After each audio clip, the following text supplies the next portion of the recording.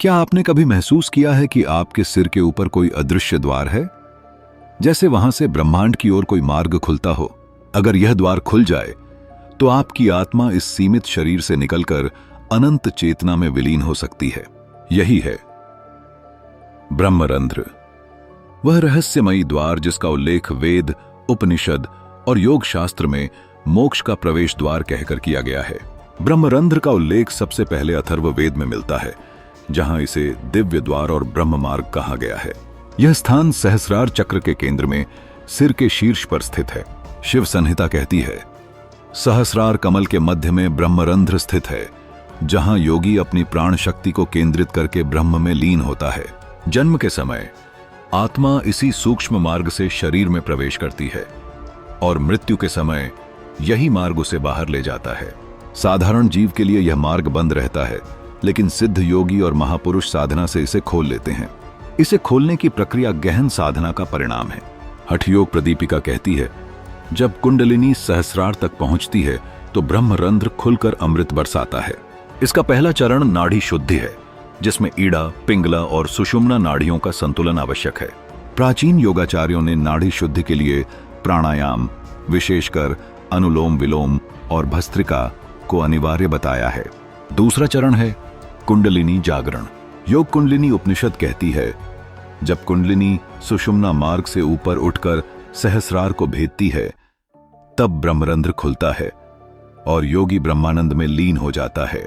इस दौरान साधक को सिर के ऊपर हल्का दबाव, कंपन या जैसे कोई अदृश्य शक्ति खींच रही हो, ऐसा अनुभव होता है। जब यह द्वार खुलने लगता है तो अनुभव बदल जाते हैं।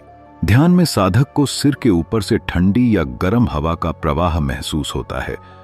यह वही प्राण है जिसे प्रश्नोपनिषद में ऊर्ध्वगामी वायु कहा गया है। कभी कभी सिर से प्रकाश की किरणें निकलने का अनुभव भी होता है, जिसे तैत्तिरीय उपनिषद में तेजः पुंज कहा गया है। साधक नींद में भी जागृत रहने लगता है, जैसा भगवद गीता में कहा गया है। योगी दीपक के समान स्थिर रहता है, चाहे परिस्थितियां कैसी भी हों।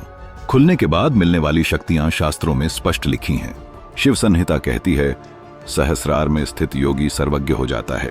इसका अर्थ है कि साधक का अंतर्ज्ञान असाधारण हो जाता है।